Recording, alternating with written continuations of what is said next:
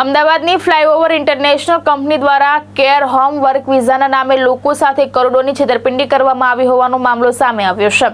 સુરતના Kapodra police station વિસ્તારમાં આ અંગે ફરિયાદ નોંધાતા સમગ્ર કૌભાંડ બહાર આવ્યું છે. અમદાવાદની કંપની ફ્લાયઓવર ઇન્ટરનેશનલ દ્વારા લંડનમાં કેર હોમમાં નોકરી અપાવવાના નામે લોકો પાસેથી 18 થી 20 લાખ રૂપિયા લેવામાં આવતા હતા.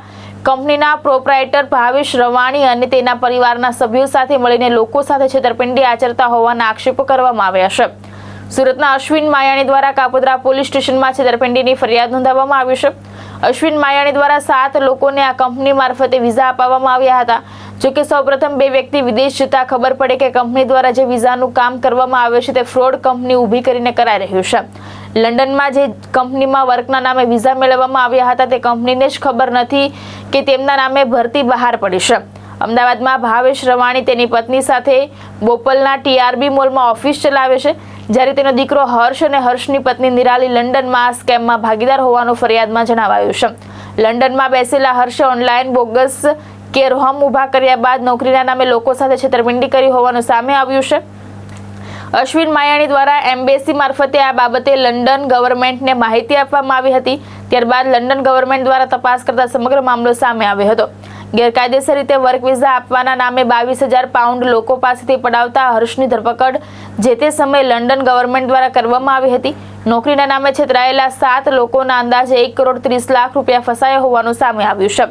2023થી હજુ સુધી આ રકમ પરત ન ચૂકવાતા સુરતના કાપોદ્રા પોલીસ સ્ટેશનમાં ભાવેશ રવાણી, તેની પત્ની, દીકરો અને પુત્રવધુ સામે ફરિયાદ નોંધાઈ છે.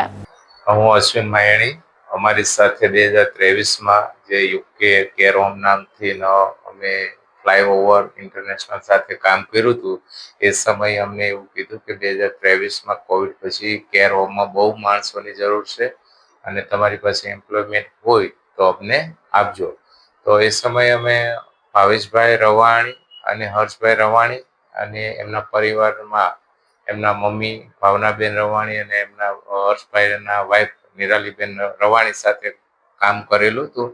અને અમારા રિલેટિવ તરીકે અમે પહેલી 1-2 ફાઇલ આપી અને પછી અમને ખબર પડી કે આ બધું ફ્રોડ છે અને આ લોકો ફૂલ ફેમિલી મળીને ફ્રોડ કામ કરી રહ્યા છે. એમના મમ્મી પપ્પા અહીં અમદાવાદ TRB મોલમાં બેસે છે, ફ્લાયઓવર ઇન્ટરનેશનલ કરીને ઓફિસ છે, અને હર્ષ રવાણી લંડનની અંદર ફ્લાયઓવર ઇન્ટરનેશનલ કરીને ત્યાં પણ બ્રાન્ચ ઓપન કરીને કામ કરે છે અને આવી છેતરપિંડીઓ કરે છે.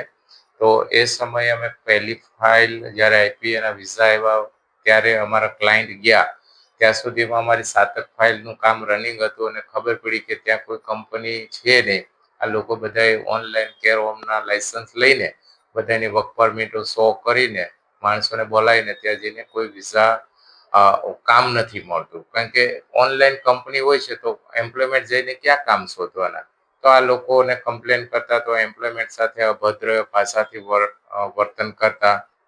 અને લાસ્ટમાં અમારી 2 ફાઇલ હતી એના ઇમિગ્રેશન દ્વારા જણાવવામાં આવ્યું કે આ કંપનીને આ ડોક્યુમેન્ટ ડુપ્લિકેટ છે એટલે અમે તમને વિઝા નહીં આપી.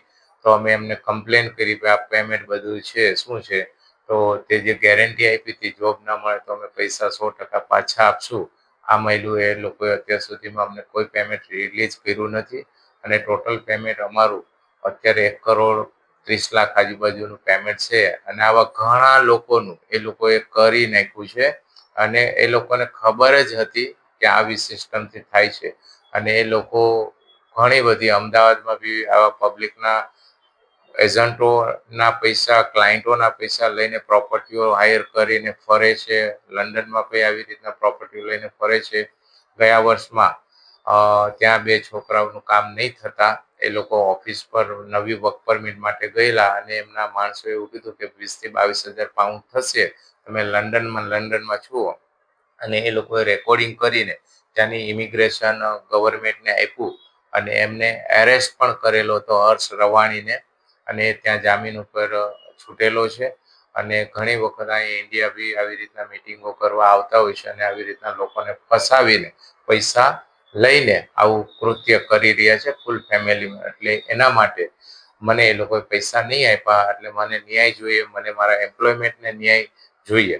એના માટે મેં કાપોદ્રાની અંદર FRI કરાવી છે અને અમે આ પૈસા પરત લેવા માટે સક્ષમ છીએ. અમારું કામ, અમે જે પૈસા આપ્યા છે એ બધા પ્રૂફ છે. એ લોકોએ જે ડોક્યુમેન્ટ આપ્યા છે, એમ્પ્લોયમેન્ટ ગયેલા છે, એને જે કમિટમેન્ટ કરેલી છે એ પ્રમાણે કોઈ કામ મળ્યું નથી અને આ રીતના ફ્રોડ કરેલું છે.